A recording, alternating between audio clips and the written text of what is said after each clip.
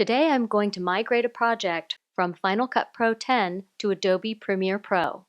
This project contains titles, transitions, color correction, multicam shots, alpha channel graphics, speed variations, and I've animated a camera move. In the timeline, you can see where I've applied dissolves. I've also added level keyframes to the music track, applied an audio dissolve to sound effects, and for the multicam, selected audio from A camera and picture from B camera. You can see I've varied the speed for this clip. I've applied a custom LUT and added transform keyframes to create a subtle camera push-in. My event contains B-roll, interviews, music, titles, and sound effects. I'd like to export not just the project sequence, but the entire event that includes all of my organized master clips. I'll select the event, go to the File menu, and choose Export XML. I'll name the file BTS Event Export and save it to my XML export folder.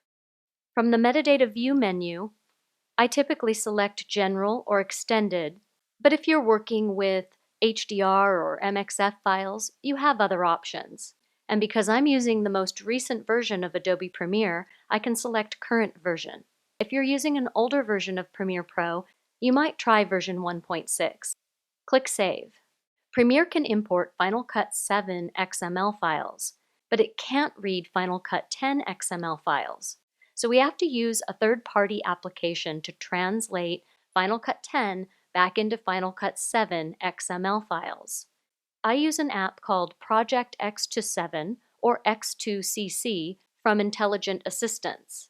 I'll launch that application, go to the File menu, and open the XML we just exported. From my XML exports folder, I'll select the Final Cut 10 XML. Notice the extension is .fcp XML.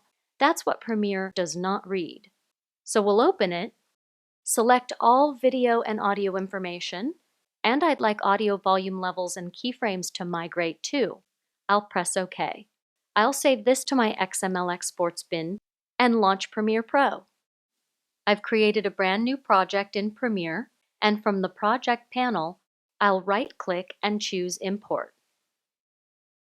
Now I'll select BTS Event Export. This is the .xml file that was translated by X2CC, the Intelligent Assistance software. I'll choose Import. You'll see a translation report. Click OK.